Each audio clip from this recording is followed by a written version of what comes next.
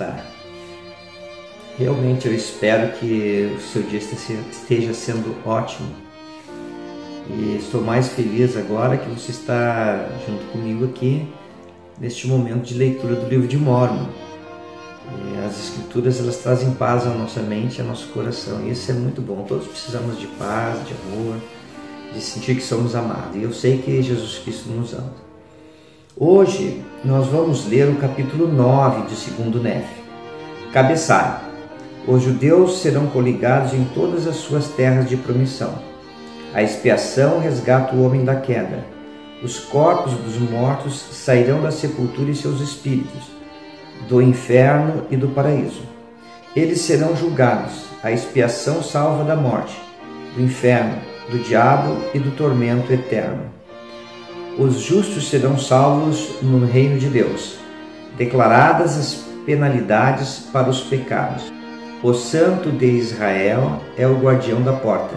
Aproximadamente 559 a 545 a.C., fim do cabeçalho. Então vamos ao início da leitura de 2 Néfi, capítulo 9 agora. E agora, meus amados irmãos, eu vos li estas coisas para que tenhais conhecimento dos convênios que o Senhor fez com toda a casa de Israel, que ele tem falado aos judeus pela boca de seus santos profetas desde o começo, de geração em geração, até que chegue o tempo em que serão restituídos a verdadeira igreja e rebanho de Deus, quando serão coligados nas terras de sua herança e estabelecidos em todas as suas terras de promissão. Eis que, meus amados irmãos, eu vos digo estas coisas a fim de alegrar-vos e para que levanteis a cabeça para sempre, por causa das bênçãos que o Senhor Deus conferirá a vossos filhos. Pois sei que muitos de vós haveis investigado muito para conhecer as coisas que estão para vir. E sei, portanto, que não ignorais que nossa carne deverá definhar e morrer. Não obstante, veremos a Deus em nosso corpo.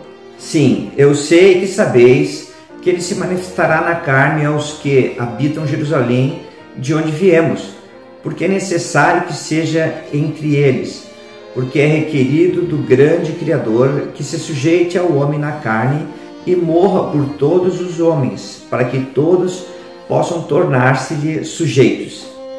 Pois assim como a morte tem efeito sobre todos os homens, para que seja cumprido o plano misericordioso do grande Criador, deve existir um poder de ressurreição, e a ressurreição deve vir ao homem em razão da queda, e a queda veio em razão da transgressão, porque os homens se tornaram decaídos, foram afastados da presença do Senhor. Portanto, é necessário que haja uma expiação infinita, porque se a expiação não fosse infinita, esta corrupção não poderia revestir-se de incorrupção. Portanto, o primeiro julgamento que recaiu sobre o homem deveria ter durado eternamente. E se assim fosse, esta carne teria que apodrecer e desfazer-se em sua terra-mãe, para não mais se levantar. Ó sabedoria de Deus, sua misericórdia e graça, pois eis que, se a carne não mais se levantasse, nossos espíritos estariam à mercê daquele anjo que caiu da presença do eterno Deus e tornou-se o diabo, para não mais se levantar. E nosso espírito deveria tornar-se como ele, e nós nos tornaríamos diabos, anjos de um diabo, a fim de sermos afastados da presença de nosso Deus e permanecermos com o pai das mentiras em miséria, como ele mesmo, sim, como aquele ser que enganou nossos primeiros pais, que se transformou quase em um anjo de luz e incita os filhos dos homens a combinações secretas de crimes e de toda sorte de obras secretas das trevas. Ó, quão grande é a bondade de nosso Deus, que prepara um caminho para a nossa fuga das garras desse terrível monstro, sim, aquele monstro, morte e inferno, que eu chamo morte do corpo e também morte do espírito. e por causa do caminho de libertação de nosso Deus, o Santo de Israel, essa morte da qual falei, que é a física, libertará seus mortos. Essa morte é a sepultura. E essa morte da qual falei, que é a morte espiritual, libertará seus mortos. E essa morte espiritual é o inferno.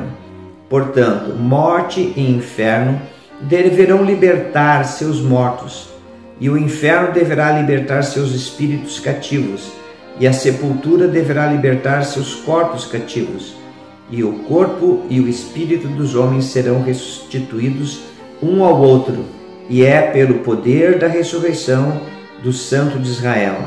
Ó, quão grande é o plano de nosso Deus! Porque por um lado, por outro lado, o paraíso de Deus deverá libertar os espíritos dos justos, e a sepultura libertar os corpos dos justos. E o espírito e o corpo serão reunidos novamente, e todos os homens tornar-se-ão incorruptíveis e imortais, e serão almas viventes, tendo um perfeito conhecimento, como nós na carne, com a diferença de que o nosso conhecimento será perfeito. Teremos, portanto, um conhecimento perfeito de todas as nossas culpas e nossa impureza e nossa nudez, e os justos terão um conhecimento perfeito de sua alegria e sua retidão, estando vestidos com pureza, sim, com o manto da retidão. E acontecerá que, quando todos os homens tiverem passado desta primeira morte para a vida, tornando-se mortais, deverão comparecer ante o tribunal do Santo de Israel, e virá então o julgamento, e serão julgados de acordo com o santo julgamento de Deus. E certamente como vive o Senhor, pois o Senhor Deus disse-o, e é a sua eterna palavra, a qual não pode passar, os justos ainda serão justos, e os imundos ainda serão imundos. Portanto, os imundos são o diabo e seus anjos, e irão para o fogo eterno, para eles preparado. E seu tormento é como um lago de fogo e enxofre, cuja chama acende para todo sempre e não tem fim. Ó, a grandiosidade e a justiça de nosso Deus, porque Ele executa todas as suas palavras, e elas saíram-lhe da boca, e sua lei deve ser cumprida. Mas eis que os justos, os santos do Santo de Israel, os que tiverem acreditado no Santo de Israel, os que tiverem suportado as cruzes do mundo e desprezado a sua vergonha, herdarão o reino de Deus, que foi preparado para eles desde a fundação do mundo, e sua alegria será completa para sempre. Ó, quão grande é a misericórdia de nosso Deus, o Santo de Israel, porque liberta seus santos daquele horrível monstro, o diabo, e da morte e do inferno, e daquele lago de fogo e enxofre que é tormento sem fim. Ó, quão grande é a santidade de nosso Deus, pois Ele conhece todas as coisas e não há nada que não conheça.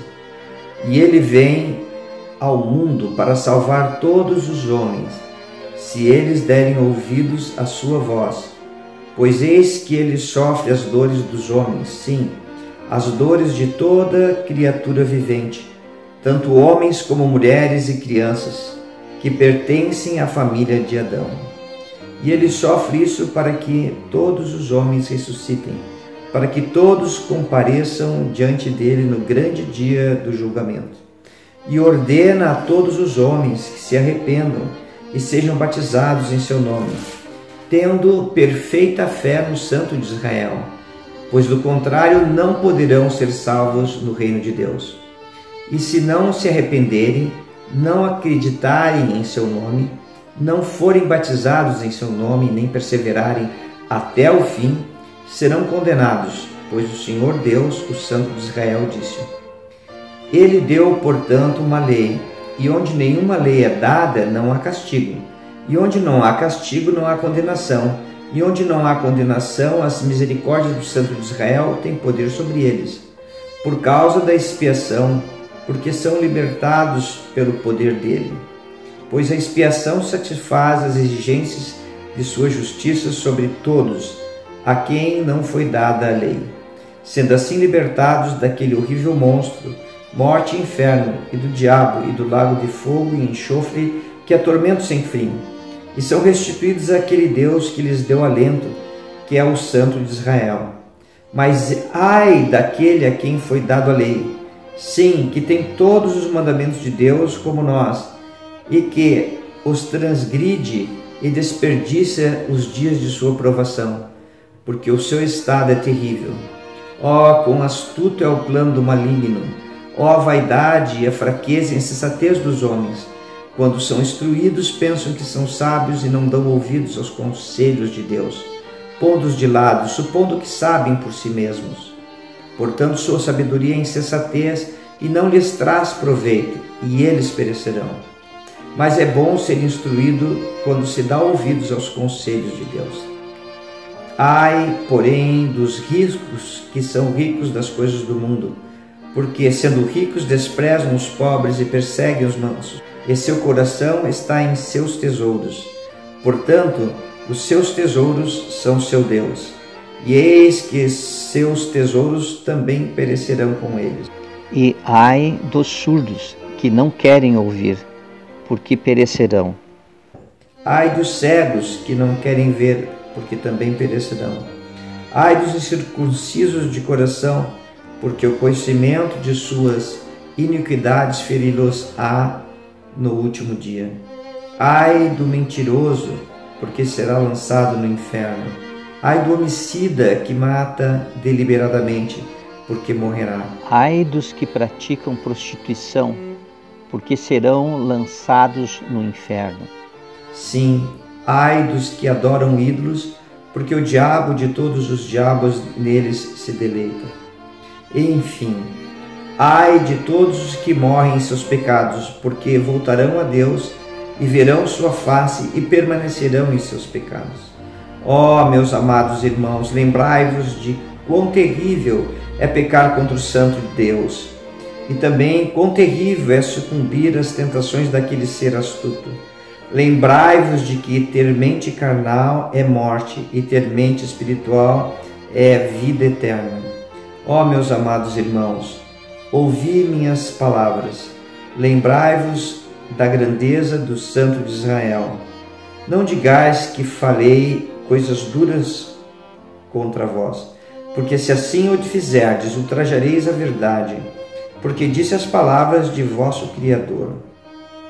Sei que as palavras da verdade são duras contra toda a impureza, mas os justos não as temem, porque amam a verdade e não se abalam.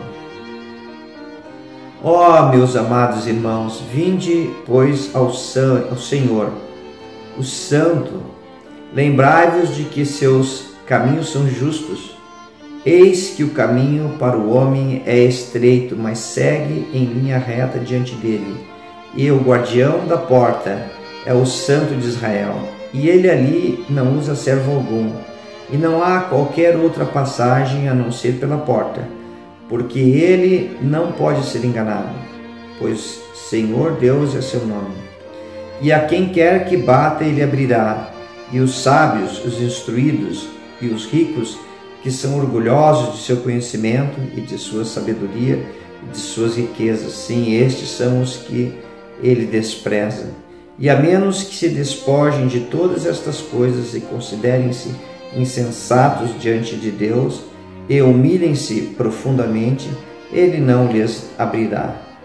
As coisas dos sábios e dos prudentes, porém, ser-lhe-ão ocultas para sempre. Sim, aquela felicidade que está preparada para os santos. Ó, meus amados irmãos, lembrai-vos de minhas palavras. Eis que tiro minhas vestimentas e sacudo-as diante de vós. Rogo ao Deus de minha salvação, que me olhe com seus olhos, que tudo vem. E sabereis, portanto, no último dia, quando todos os homens serão julgados por suas obras, que o Deus de Israel testemunhou, que sacudi vossas iniquidades de minha alma, e que me apresento limpo ante ele, e estou livre de vosso sangue. Ó meus amados irmãos, afastai-vos de vossos pecados, sacudi as correntes daquele que vos quer amarrar firmemente. Vinde ao Deus, que é a rocha de vossa salvação. Preparai vossa alma para aquele glorioso dia, quando a justiça será administrada aos justos.